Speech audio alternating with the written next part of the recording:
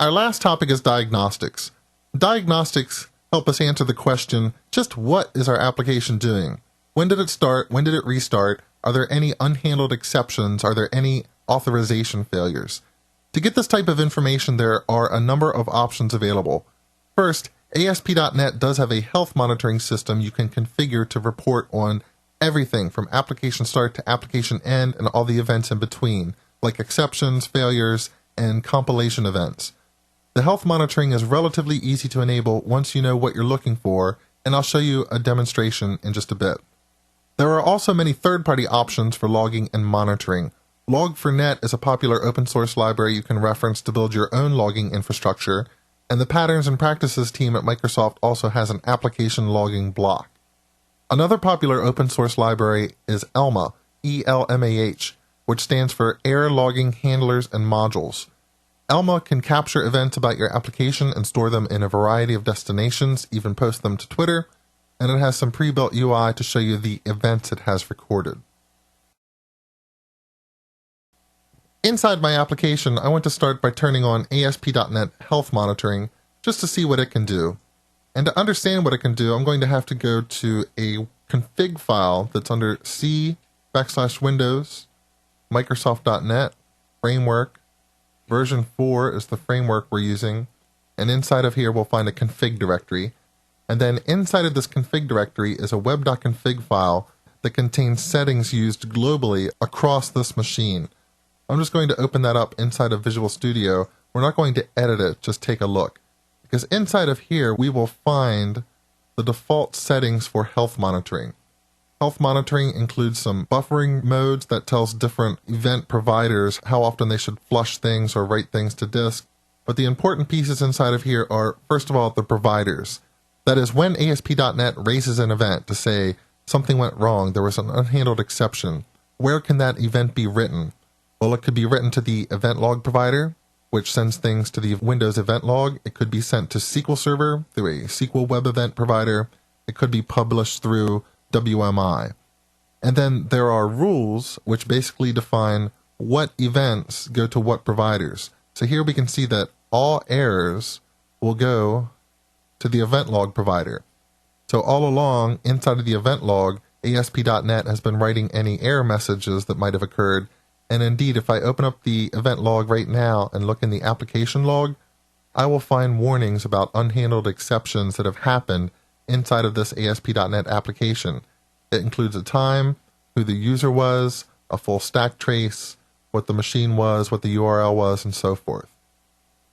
Also inside of here we'll have the event mapping, which is just a way of categorizing events so that you can talk about them in a very coarse manner.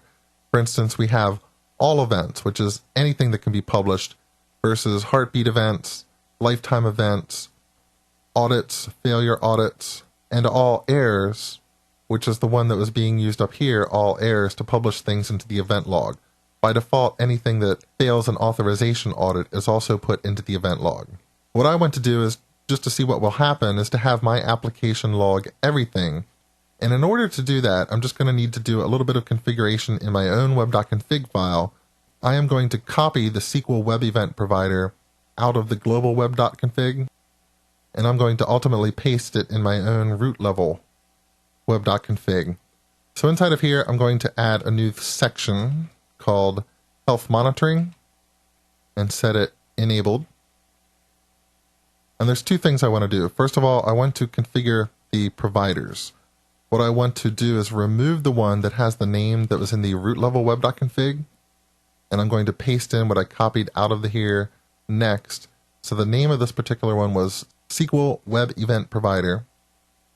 First I'm going to remove it, and then I'm going to re-add it, because what I basically want to do is change the connection string name to use the same connection string name that our other ASP.NET services are currently using to provide membership and authentication. And of course I could point this to Ode to FoodDB, but I'm going to keep this in a separate database for now. So this will be application services. That's going to be my provider. And now I need some rules. So my rule is, and let's go back to open up this machine level web.config file. With the rules, I specify what errors go to what provider. And we know that all errors go to the event log, failure audits go to the event log. What I want to do is basically get all events to go to SQL Server. So I'm going to copy this all events name that's under event mapping. And then I can add a rule. Its name will be, we'll just call it everything. The event name will be that name that I copied out of the root level web.config all events. So that will map and capture all events. And then where do I want to send this? I want to send this to the provider that writes it to SQL Server. So I want to take this name and paste it in here. And there can be some other settings that we set on rules to control the buffering and throttling and so forth. But let's just see what this does without any other configuration. I'm going to build to make sure everything is in order, and then launch the application. And now let's just click around a little bit to see how it behaves. We'll go to Home, we'll go to About, we'll go to the list of restaurants, we'll go to the list of reviews. And now since the SQL Web Event Provider is logging to Application Services, and remember Application Services is pointing to a SQL Express database that is in the data directory, let's open that up. Underneath of App Data, I can double click on that MDF file. Inside of this MDF, we should find a table full of all the events. That table will be named ASP.NET_Web Event Events. Let's just show the table data that's inside of here. And we can see just with the 4 URLs that I visited, we generated roughly 21 events.